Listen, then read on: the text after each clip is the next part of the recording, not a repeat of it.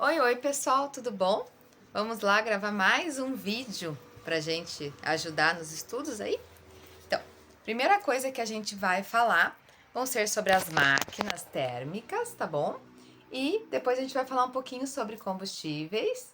Além dos combustíveis, a gente vai falar também sobre o aquecimento e o planeta. Então vamos começar pelas máquinas. As máquinas térmicas, elas vão usar o calor para funcionar.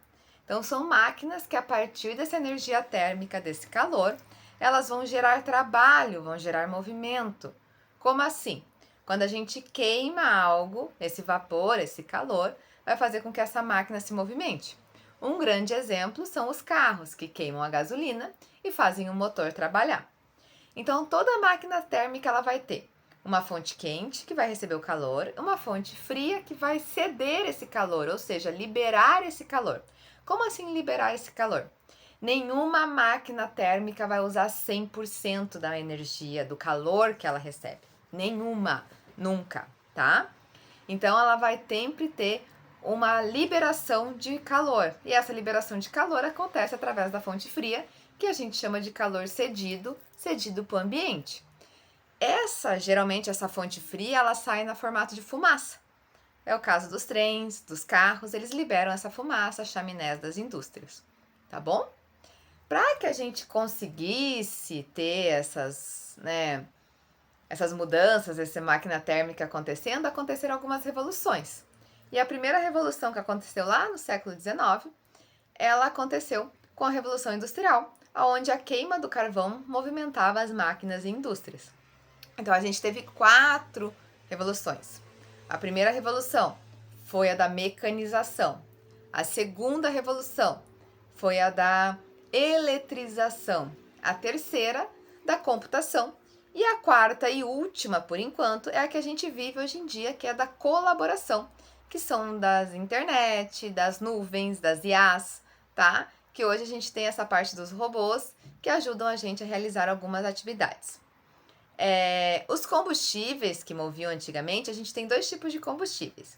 A gente chama os combustíveis renováveis e os não renováveis. Os não renováveis, a gente tem os combustíveis fósseis, que vêm de origem da degradação de matéria orgânica, essa degradação de fósseis. É o caso do petróleo, do carvão mineral e do gás natural, tá bom? O gás natural ele fica preso em rochas, tá? E esse vapor dele, esse calor dele vai gerar energia. O petróleo a gente acaba, como é que eu posso dizer? Destilando ele, né? Separando ele em outros materiais para que a gente consiga gerar outros produtos para essa queima, dependendo do equipamento que a gente quer usar esse combustível. E o carvão mineral foi um dos combustíveis mais usados na Revolução Industrial e ainda é um dos mais usados, por exemplo, na China, porém ele é o mais poluente dos 3. A gente tem um companheiro dos combustíveis não renováveis, desses 3 combustíveis fósseis, que é a energia nuclear. O que quer dizer não renovável? Quer dizer que a renovação dessa matéria-prima que faz esses combustíveis, ela é uma renovação muito longa. Ela não acontece num curto prazo, a ponto da gente conseguir refazer esse estoque e ele acaba se tornando finito, ele pode acabar, tá? Já o combustível renovável, ele é completamente o oposto. Ele se renova constantemente e esse conteúdo, essa matéria-prima, ela se torna de um jeito assim, né, bem entre aspas, infinito. Se a gente não cuidar, ela se torna finita, mas ele se renovando, ele se torna infinito. Quais são esses combustíveis renováveis? Água, sol, vento, madeira, a biomassa, que é a queima de matéria orgânica, também é um biocombustível, tá? Um combustível renovável. O etanol são exemplos de combustíveis renováveis, tá? Quando a gente usa um combustível não renovável, a gente acaba causando alterações no nosso ambiente, causando alterações no meio ambiente. Então, como assim? Excesso de queima de combustíveis, o excesso de desmatamento, o aumento da população, o aumento da produção agrícola, seja bovinos ou plantações que precisam do desmatamento para acontecer. Esse excesso de gases na atmosfera vai causar alterações ambientais, tá? Entre essas alterações ambientais estão o aquecimento global, o buraco na camada de ozônio, tá? A intensificação do efeito estufa. E quais são os gases mais vilões desses? Da intensificação desse efeito estufa? Vai ser o gás carbônico, tá? Muito liberado pela queima de combustíveis, e o gás metano, que é liberado bastante a partir da digestão de alguns animais que são cultivados por nós humanos, em grande quantidade. Que é o efeito estufa? Ele é algo muito bom, ele é algo muito legal para o nosso planeta. Porém, a gente pega esse efeito estufa e a gente intensifica com esses gases que eu acabei de falar. Mas ele sozinho, ele é essencial para a manutenção da nossa vida.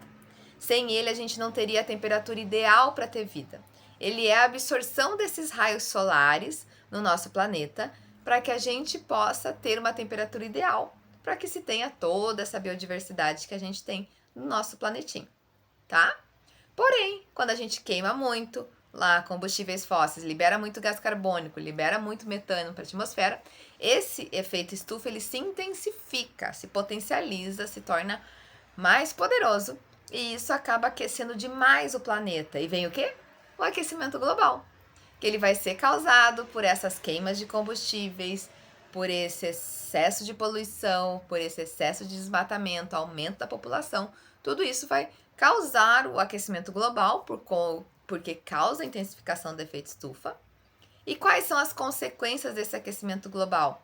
Eles vão ser enchentes, verões muito quentes, invernos muito severos, o aumento do nível do mar, o desgelo, tá? A extinção de espécies e assim por diante.